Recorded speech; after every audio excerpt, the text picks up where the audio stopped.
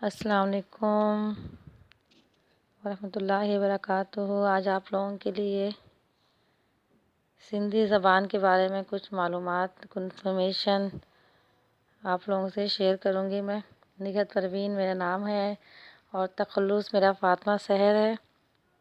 خانیوال سے تعلق رکھتی ہوں میں، اور سندھی زبان کا ادب کے بارے میں کچھ بات کروں گی، اور سندھی زبان کی مختلف زبانوں میں کیا اہمیت ہے، تھوڑا سا اس کے بارے میں بات کروں گی۔ عربی سندھی اگرچہ ایک قدیم زبان ہے، لیکن اس کی تشکیل کا ابتدائی دور رائے اور برہن خاندانوں اور عربوں کے اتباع حکومت کو قرار دیا جاتا ہے، جو 6 صدی عیسوی سے 11ویں صدی تک پھیلا ہوا ہے۔ چچ نامے میں رائے اور برہن دور کے کچھ اسم خاص اور کچھ ذاتوں، لوگوں اور دریاؤں کے نام بھی ملتے ہیں۔ عربی میں محمد بن قاسم 712 عیسوی میں سندھ فتح کیا تو عربوں نے سندھ پر 350 سال تک حکومت کی۔ اس لیے عربی زبان کا سندھی زبان پر بہت گہرا اثر پڑا۔ عربوں کے دور حکومت میں سندھی زبان میں مرکزیت پیدا ہوئی، کیونکہ سندھ ایک مضبوط نظام کے ماتحت آ گیا تھا۔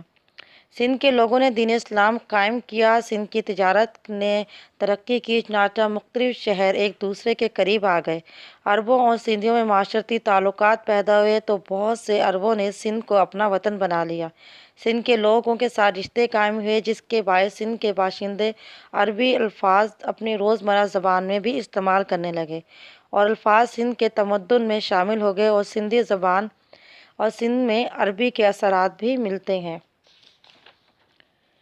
سندھ میں فارسی کے بھی اثرات ملتے ہیں۔ سندھ میں عربوں کی آمد سے پہلے یہاں فارسی زبان کے کچھ لفظ ملتے ہیں۔ سندھ پر ایرانیوں کا قبضہ بھی رہا ہے، اور ایرانی سندھ کے ساتھ تجارت بھی کرتے رہے ہیں، اور بہت سے ایرانی محمد بن قاسم کے ساتھ سندھ آئے۔ کیونکہ سندھ حملہ کرنے سے پہلے اس نے تیاری کے لیے اپنا ایک کیمپ قائم کیا، جہاں وہ کئی ماہ تک شیراز میں لگایا تھا، جو 4 صدی ہجری کے عرب جغرافیہ نویسوں ابن ہوکل مقدسی اور استزاغی کے مکران سے ملتان تک فارسی زبان کے رواج کا ذکر کیا ہے۔ سندھ میں انگریزی زبان کا بھی کچھ اثر ملتا ہے کہ انگریزوں نے 1843 میں سندھ فتح کیا۔ اس سے پہلے فارسی ملک کی سرکاری اور دفتری زبان تھی، اس لیے سرکاری دفاتر میں نہ کبھی سندھی لکھنے میں آئی اور نہ ہی سرکاری طور پر کسی نے حروف تہجی طے کرنے کی کوشش کی۔ لیکن ہمارے دینی علماء اس میں اپنی تصانیف لکھتے رہے، اور بہت سے شعراء سخن سخی کرتے رہے۔ انگریزوں نے جب سندھ فتح کیا تو انہوں نے فارسی کو ختم کر کے اس کی جگہ سندھی کو حکومت کی سرکاری زبان قرار دیا۔ انگریزوں نے سندھی اور انگریزی تعلیم کو عام کرنے کے لیے سندھی اور انگریزی اسکول قائم کیے، بچوں کو پڑھانے کے لیے سندھی میں درسی کتابیں لکھوائیں، اور بہت سی تاریخی، علمی اور ادبی کتابوں کے تراجم سندھ میں کروائے۔ اور سندھی زبان میں 1853 میں موجودہ سندھی حروف تہجی ا ب تیار ہوئے، اور عربی، فارسی، سندھی کے خالص حروف کی ایک صورت بھی مقرر کی گئی۔ انگریزی اسکولوں کی وجہ سے انگریزی تعلیم نے ترقی کی۔ حکمرانوں کی زبان کی وجہ سے تعلیم یافتہ لوگ بھی اس میں شامل ہوتے رہے اور دلچسپی لینے لگے۔ اس طرح انگریزی زبان کے بہت سے الفاظ زبان اور عام و خاص سندھی میں جا کر ملتے ہیں، جیسے ہاسٹل، اسپتال، آفس، ہوٹل وغیرہ۔ سندھی اور اردو کا بھی ایک تعلق ہے کہ ایک تحقیق طلب مسئلہ ہے کہ تاریخ موسومی کے مصنف نے راجہ طاہر کے والد چچ کے متعلق لکھا ہے کہ وہ سندھی اور ہندی زبانوں کے ماہر تھا۔ اس سے یہ معلوم ہوتا ہے کہ قدیم زمانے میں ہند اور سندھ میں اتنا تعلق تھا کہ سندھ کے باشندے ہندی زبان بول سکتے تھے، اور ہندی کے مصنف کی مراد اس وقت مشترکہ زبان میں ہوگی جس کا جانشین اردو کو قرار دیا جا سکتا ہے۔ اردو نشوونما اور ارتقاء کی منزلوں سے گزر کر جب عہد شباب میں داخل ہوئی تو خاص و عام میں مقبول ہو گئی، اور دلی کی گلیوں سے نکل کر اطراف جوانب میں پھیل گئی، اور بول چال کی سطح پر سادہ، سہل اور لچکدار ہونے کے باعث ہر جگہ سمجھی جا سکتی تھی۔ سندھی کے کچھ سومرو دور میں عشقیہ داستانیں ہیں۔ اس دور میں بہت سے عشقیہ قصے وجود میں آئے۔ غالباً گجرات، راجستھان اور مکران کے ساتھ سندھ کے سرحدی میل جول کی وجہ سے کئی عشقیہ واقعات رونما ہوئے، جنہوں نے اپنی منفرد خصوصیات کی وجہ سے آگے چل کے ادبی حیثیت اختیار کی۔ اس میں سسی پنو، عمر ماروی، لیلا جینسر، مومل رانو، سونی مہیوال، سورج راہ ڈیاج واقع ہے۔ اور نیم عشقیہ داستانوں میں سندھ کی مشہور کلاسیکی عشقیہ داستانوں میں کہانیوں کا تعلق مقامی روایت کے مطابق سومروں کی ابتدا اور عروج زمانے سے ہے۔ اس دور کی مشہور نیم عشقیہ داستانیں میں مل محمود، مہر نگار اور ڈمن سونا اور خدا دوست اور محمود غزنوی جو ہے وہ قابل ذکر ہے۔ سندھ کی ادبی تاریخ میں یہ قصہ بہت زیادہ اہم ہے، جس کے ایک گیت کا ترجمہ ہے کہ آگ کی لکڑی سے مسواک کا کام نہیں لیا جاتا۔ آگ کی لکڑی سے مسواک کا کام نہیں لیا جاتا، سانپ کا گوشت نہیں کھایا جاتا، اور جہاں انسان کی جان کو تکلیف پہنچے وہاں محبت نہیں کی جاتی۔ سندھی رسم الخط میں اسماعیلی آغا خانی خواجہ جماعت بھی ایک مروج ہیں، جن کا ایک کلام کا ترجمہ ہے کہ رب کی نوازش اسی پر ہوتی ہے جو صبح جاگ کر عبادت کرتا ہے۔ اے بندے، تو ساری رات سوتا ہے اور اٹھ کر اپنے رب کی عبادت بھی نہیں کرتا۔ شاہ کریم بلری وارود آپ شاہ عبداللطیف بھٹائی کے تردادا تھے۔ کلاسیکی شعراء میں آپ کا مرتبہ بہت اونچا ہے۔ شاہ لطیف بھی آپ کے کلام سے خاصے متاثر ہوئے تھے اور آپ کو سندھی ای جو چاثر اور سندھی ادب کا تاؤ تار بھی کہا جاتا ہے۔ آپ کے کلام میں صوفیانہ رنگ، جذبات، حسن بیان موجود ہیں اور آپ کے کلام میں سندھی ماحول معاشرت کے معتلی تشبیہات اور تفصیلات ملتی ہیں۔ شاہ لطیف بھٹائی سندھی زبان کے عظیم ترین شاعر ہیں۔ ڈاکٹر سورل نے آپ کو دنیا کے عظیم ترین شعراء میں شمار کیا۔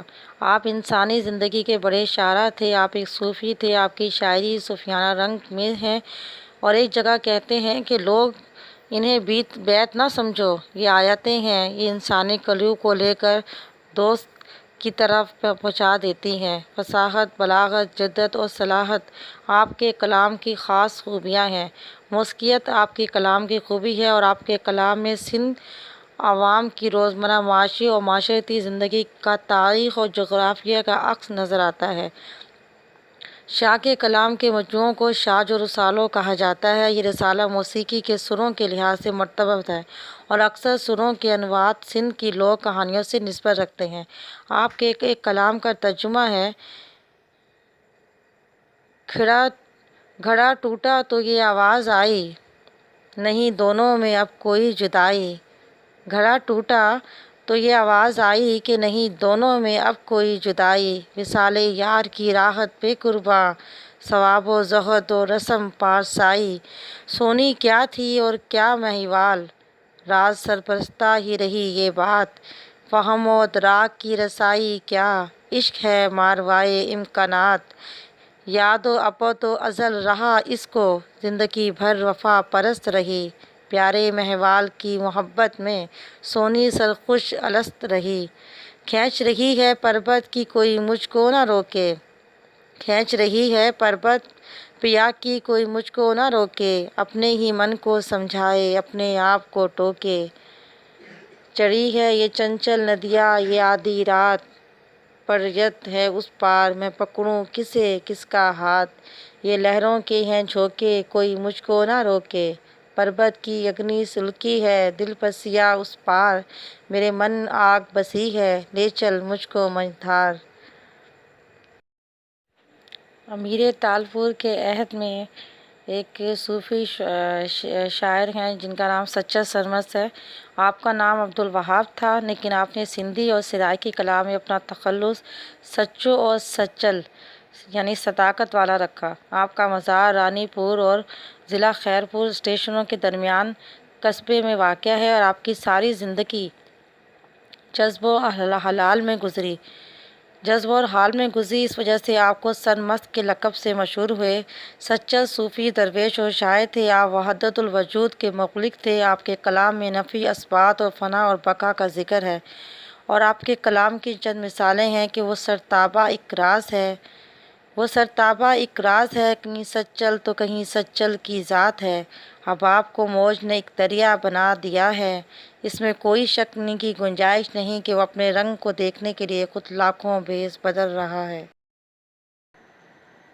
سندھ کے مشہور شاعر جو ہیں سندھی شاہ عبداللطیف بھٹائی، جو عظیم شاعر حضرت شاہ عبداللطیف بھٹائی شاہ عبدالکریم کے پڑ پوتے تھے، جو سندھی زبان کے باکمال شاعر گزرے تھے۔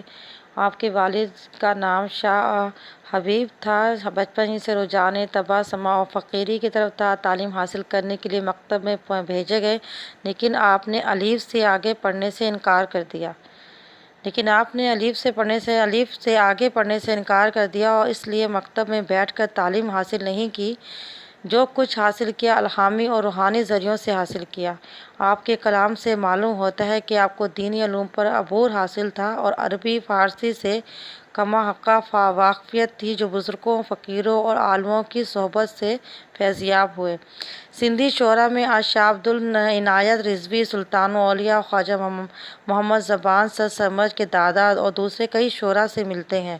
ٹھٹہ کے مشہور عالم صوفی مخدوم محمد معین، ان کے ساتھ ان کی بہت گہری دوستی تھی اور آپ کو سیر و تفریح کا بہت شوق تھا۔ سندھ کے ہر حصے میں آپ نے سفر کیا، اس کے علاوہ ملتان اور کچھ لسبیا بھی گئے۔ والد کی وفات کے بعد اپنے گاؤں چھوڑ کر آپ ایک خاموش جگہ پر آ کر مقیم ہو گئے، جس کو بٹ کہا جاتا ہے۔ سندھی زبان میں بٹ ریت کے ٹھیلے کو کہتے ہیں، اور آپ کا مقبرہ بھی اسی جگہ پر قائم ہے، اور اب اس جگہ بٹ شاہ اور شاہ صاحب کو بٹائی کہا جاتا ہے۔ 14 صفر 1165 سے 1752 میں آپ کی وفات ہوئی، اور ہر سال تاریخ میں بٹ شاہ عرس ہوتا ہے، جس میں ہزاروں لوگ آپ کو خراج تحسین پیش کرتے ہیں۔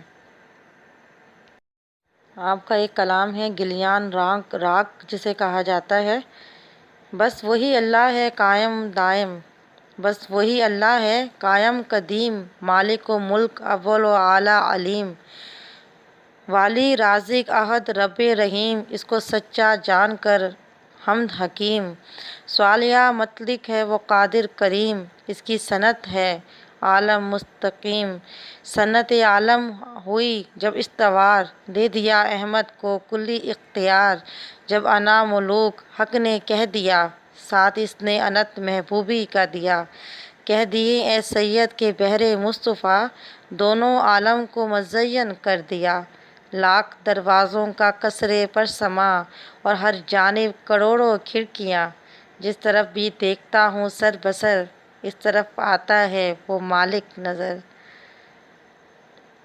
میری شاعری کو لائک کیجیے گا، سبسکرائب بھی کیجیے گا۔ یہ اردو ادب کی سندھی تاریخ کی جو انفارمیشن تھی وہ میں نے آپ تک پہنچائی ہے۔ مجھے امید ہے آپ لوگوں کو ضرور پسند آئے گی۔ انشاءاللہ پھر کچھ اور انفارمیشن لے کر حاضر ہوں گی۔ لائک کیجیے گا، سبسکرائب کیجیے گا، کامنٹ بھی کیجیے گا۔ آپ کی محبتوں کا، آپ کی حوصلہ افزائی کا، آپ کی اصلاح کا بہت بہت شکریہ۔ اللہ حافظ۔